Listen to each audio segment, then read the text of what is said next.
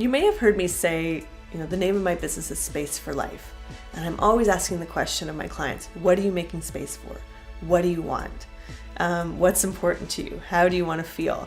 And this is all getting, it's all talking about intention. And you might be asking, like, what is intention? Why is it important? And what's the difference between intention and expectation? So an intention is really setting, it's a little bit different than a goal. It's setting an idea or a feeling for what you want your life to look like.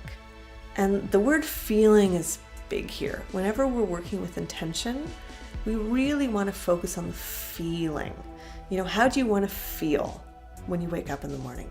How do you want to feel when you go to work? How do you want to feel with your partner or with your future partner? And we really, when we're working with intention, we really want to focus on what we do want and not on what we don't want. And so the idea with intention is that it's like this, we're sending out a signal or a message to the universe about what we want. And more importantly, we're sending a really clear message to ourselves about what we want. And what's important when you're working with intentions is not to hold on to them too tightly. Like sometimes when we really want something, we hold on to that idea so tightly because we want it so badly.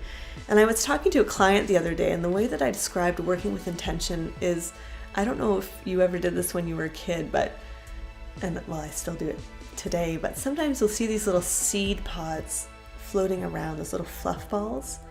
And when we were kids, we would catch them, make a wish, and then blow it away.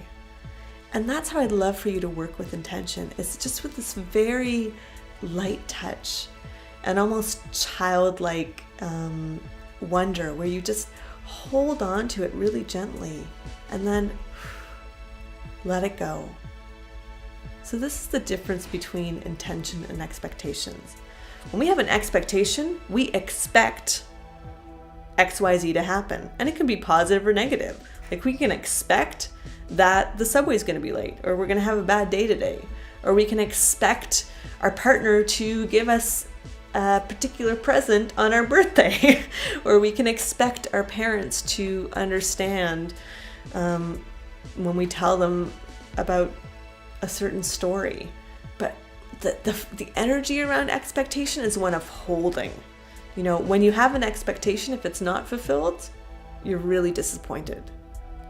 And when you have an intention, the feeling around it's very different. There's much more of a letting go. There's much more of an openness and of seeing what comes. It's not so much like, I want a 6-foot-tall man with brown hair and green eyes who has this kind of job and who makes this much money. It's more about, this is how I want to feel in a relationship. This is how I want to feel about my partner. This is how I want my partner to feel about me. And then letting it go.